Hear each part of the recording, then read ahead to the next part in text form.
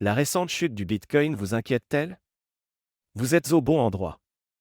Le président de la Fed a fait une annonce choc et le roi des cryptos pourrait être en danger, ou peut-être pas.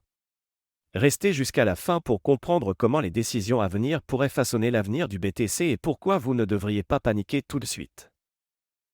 Hier, le président de la Fed, Réserve fédérale américaine, a tenu un discours allant dans le sens d'un nouveau resserrement à venir malgré la chute de l'inflation. Le Bitcoin a fortement chuté la semaine dernière.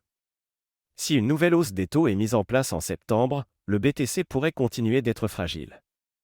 Pour autant, depuis 2020, le BTC est le roi des actifs financiers.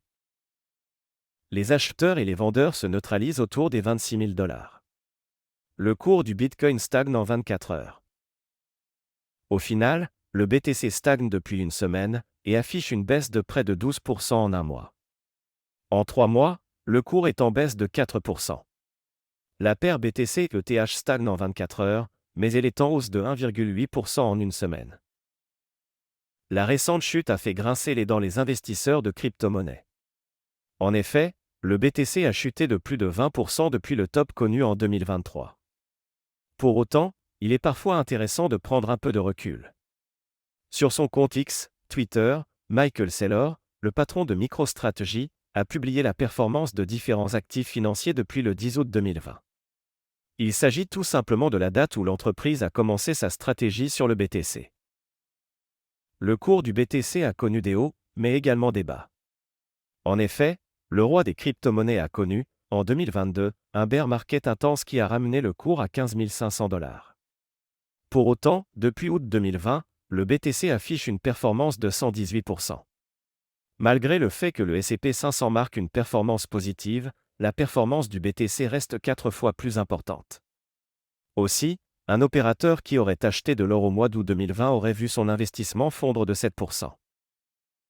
Le cours du BTC stagne autour des 26 000 $, et ce niveau doit être défendu par les acheteurs. Le cours a récemment tenté de rebondir, mais la résistance à 26 700 $ a rejeté le cours.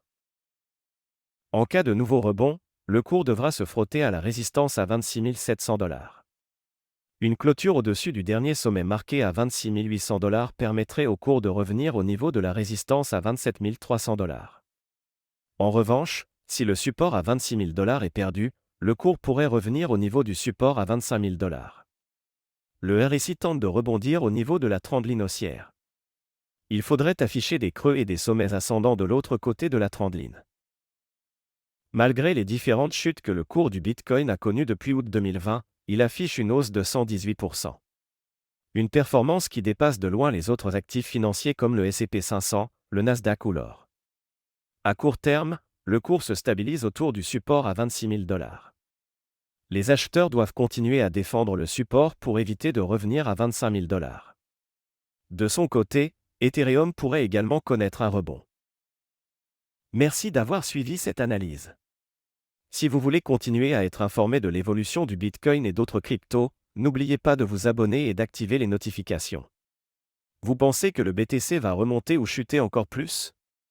Laissez-nous votre avis dans les commentaires et n'hésitez pas à consulter nos autres vidéos pour avoir une vision plus large du monde crypto.